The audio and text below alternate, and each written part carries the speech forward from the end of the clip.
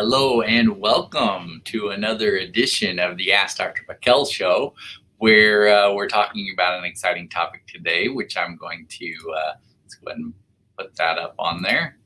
Dizziness and vertigo. And what does this mean? And how does it play into your health? And if you have it or have these symptoms that I'm going to talk about, are there some possibilities for help? All right, well, let's dive right in here with some interesting things. So I get many patients who come to our office, and one of their complaints, I mean, sometimes it's their first and major complaint or their only complaint sometimes, is they feel dizzy. They'll just say, "Hey, Dr. Pickel, I'm dizzy." And so we've got to figure out, what does that mean? Because if a person says they're dizzy, that can actually mean quite a few different things. Dizziness isn't just dizziness with each person. Every person, a lot of people will describe it differently. You got to say, are you spinning? Are you swaying? Are you feeling lightheaded or passing out? Is this what we call a syncope type issue? Is it just an instability? Do you feel off balance? Just unsteady? People will describe all those things as feeling dizzy. So it is kind of, and then it's finding out, how is this affecting your life? Because we're going to talk about the differences there and how this all kind of fits together. But, a lot of people say, hey, this restricts my ability to travel, whether it be for business or recreation. Some people say, hey, I'm just trying to walk down the aisle at the grocery store and I can't do it because I'm all over the place. Or even getting in bed or getting out of bed. People say, gosh, I lay down in bed and everything spins. So this could affect your participation in things like sports or hobbies. It can make it difficult to read. Some people, they start to read a book and whoa, things start to happen.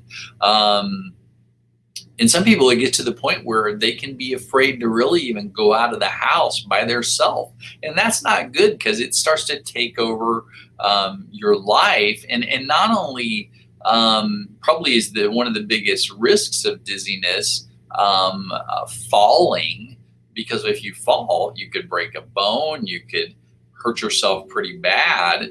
And so it's interesting. I had a patient not too long ago that she had these types of issues, and she fell in a parking lot coming out of a grocery store. And she just, everything started spinning and she just fell straight on the ground, and her grocery cart was sitting there. And, when she came in, she had some bruises on her and she, wasn't feeling good. And I said, well, I was asking her about what happened. And then, kind of what did you feel? Did you go unconscious? Some different questions. And she goes, Dr. Pickel, she goes, I wasn't even worried about pain. I wasn't worried if I broke a bone. I wasn't even worried about this fall. The thing I was worried about the most was if someone saw me. She said that's the first thing that she thought of. Did anybody see me? So embarrassment can come from this too, which isn't good. And some people with these types of issues, just their walk, just their gait, it makes them look like they're drunk when they're not. Some of this can be that people avoid heights, or they'll feel it with just quick head movements, or turning over in bed triggers it. Strenuous activity like doing some yard work or work in the house. Another interesting one is that I'll see more than you would think is people will say, yeah, I get up in the middle of the night to go to the bathroom. It's dark.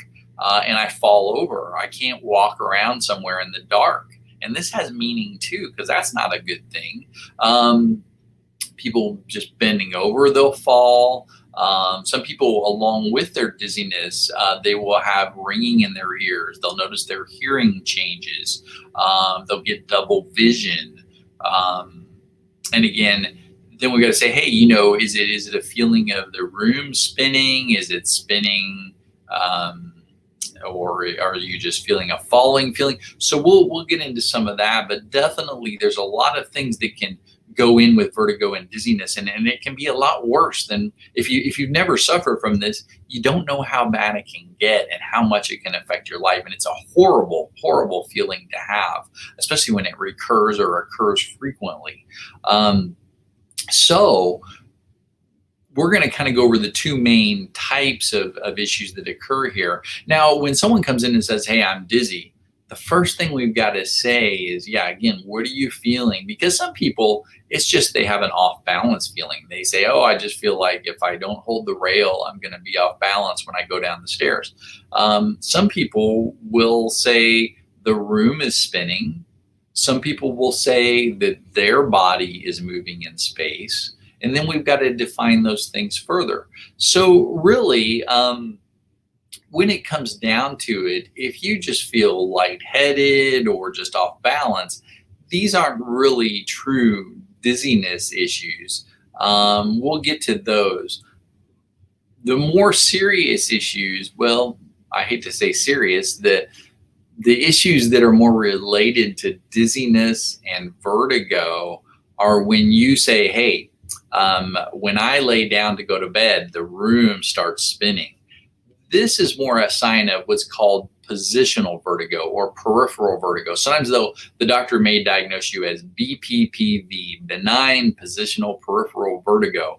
What the heck does that mean? That means my world is moving when I change position. And, and many people have heard of this, or maybe you have this, but if you've experienced this when they diagnose things, there's really, sometimes they'll just relate it to the inner ear. And sometimes they'll say, hey, there's a little stones, little pebbles in your canals in your ear. And if these get in a wrong position or get dislodged, this can cause an issue. And these little stones or pebbles, they actually have a name. They're called otoliths. And there are these semicircular canals within our inner ear. And, this can occur. But there's other causes. There's many other causes of vertigo. But that is a real common one, the positional or peripheral vertigo. And typically, if it's what we call a peripheral vertigo, that means the room is moving, things are moving in space around you. Yeah, that's a very common form of vertigo. And in many cases of these can be pretty easily resolved. There's another kind of vertigo, which is called central vertigo. And that's where you feel like your body's moving in space. I've had people, they'll say, hey, I got up, I sat on the edge of the bed, closed my eyes for a second, and I feel like I was drifting to the right, or I feel like the room was moving around me. Not the room moving around me, I'm sorry. It felt like my body was moving in space through the room. So these kind of feelings can occur. But if you feel like your body is moving in space as opposed to the room moving, yeah, this is a central vertigo. Now, what's the difference here? Well, central vertigo is more an issue of what we see applies to brain inflammation. If the brain is inflamed, if something is inflaming the brain, and in particular, there's certain parts of the brain that will show up more, but if the brain's inflamed, this usually means you're going to feel your body moving in space. Now, it doesn't have to just be inflammation. It could be like, hey, I'm really low in blood sugar or oxygen or things like that. So we'll talk about those things in a minute. But central vertigo has more to do with the brain as the whole is having potential problems. Now, peripheral vertigo, this is going to be more related to, an inner ear issue or a vestibular issue. And what does vestibular mean? Vestibular, there's a nerve that comes off of your brainstem and goes to your ear. It's called your vestibular nerve or vestibulocochlear nerve. So the thing is this nerve can sometimes get inflamed. It can have problems. And then suddenly you have an issue there too. So it's not just, hey, I had an ear infection, or I've got, again, an otolithic issue where, again, those little stones are affected in the semicircular canals. Or sometimes there can be just a semicircular canal problem, or there can be a problem with an area of the back of the brain called the cerebellum, which is your balance and coordination area. So again, any of these areas can be affected. So that's what we've got to say. The first thing we've got to find out is do you have a peripheral vertigo issue or a central vertigo issue? Or are you just feeling off balance or just like your equilibrium's off? All right, so what are some different things that can cause this?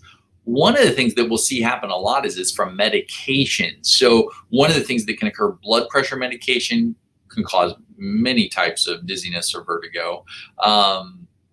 Diuretics, this can do it. Aspirin, if you take too much aspirin, yeah, this can start to cause not only tinnitus or ringing in the ear, but could equal vertigo or dizziness. And then there's a class of antibiotics called aminoglycosides, which these can cause this too. What are they? That would be like your gentamicin, tobramycin, plazomicin, streptomycin, neomycin. You may have heard of some of these antibiotics, but yeah, these can also create these types of issues. Also, if you have like a heart issue, a cardiac issue, or a respiratory issue, anything that's decreasing oxygen or nutrients to your brain and your body could potentially create these problems.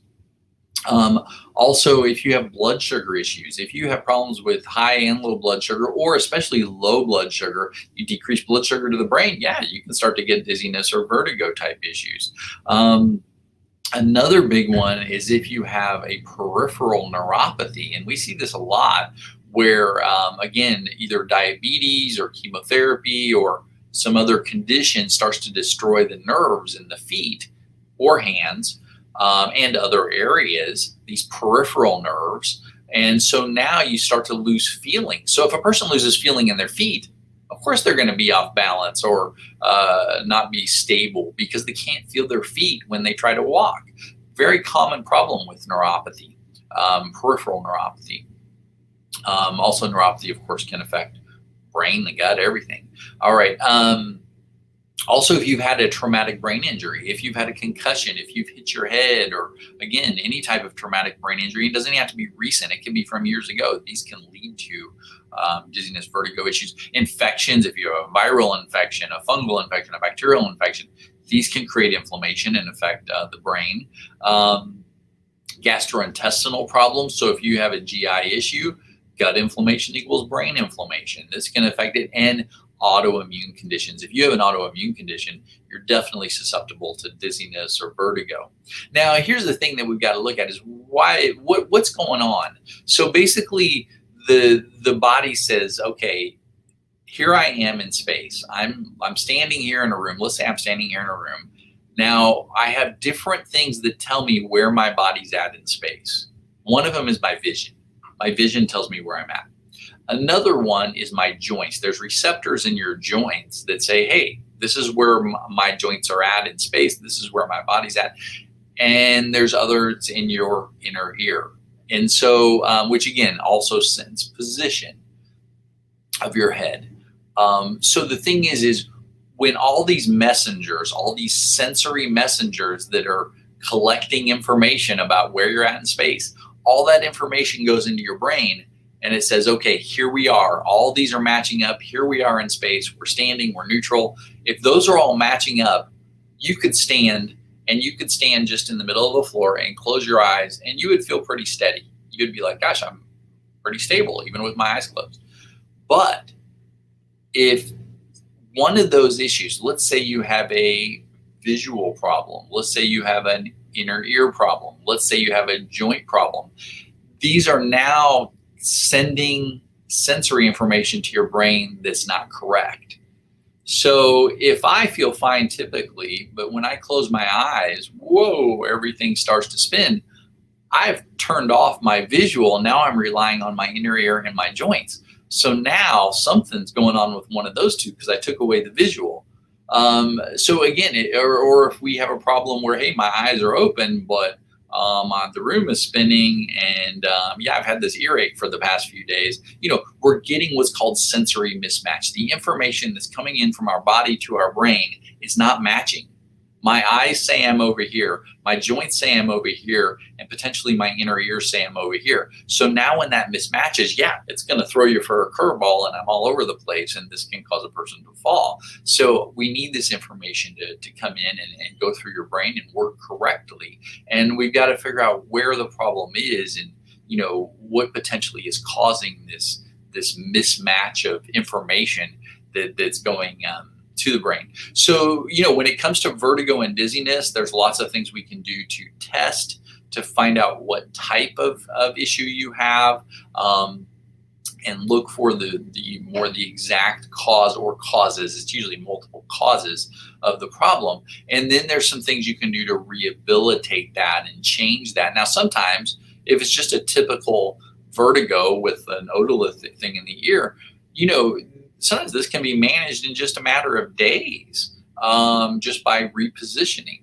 So, and there's some exercises that you can do to do that. Sometimes, though, if it's due to an inflammatory issue or an autoimmune issue, a blood sugar issue, some of these other neuropathies, there's a little more complexity to some of this. And that's where we've really got to dig in and find out what's underneath all this and why is it persisting, and especially when we see some odd symptoms. So you've got to kind of evaluate, am I having dizziness? Am I having vertigo? Am I just off balance? And what is it? Is it central? Meaning again, is my body moving in space opposed to the room moving in space. And it's just kind of putting these puzzle pieces together and figuring out what's going on so we can best try to help you and figure this puzzle out and hopefully fix it. All right. Well, I hope everybody enjoyed dizziness and vertigo today. And I hope everybody has a wonderful day and God bless. Let's see here. And I will see you on the next show. Don't forget, and if you can do it right now, that'd be great. Like us on Facebook or share us. And on YouTube, go and subscribe to us, or on Twitter, whatever you do on Twitter, do it all. We really appreciate it, and spread the word, because there's many people out there who need this information, who are living with this stuff with really no answers. So I hope everybody enjoyed today and have a wonderful day.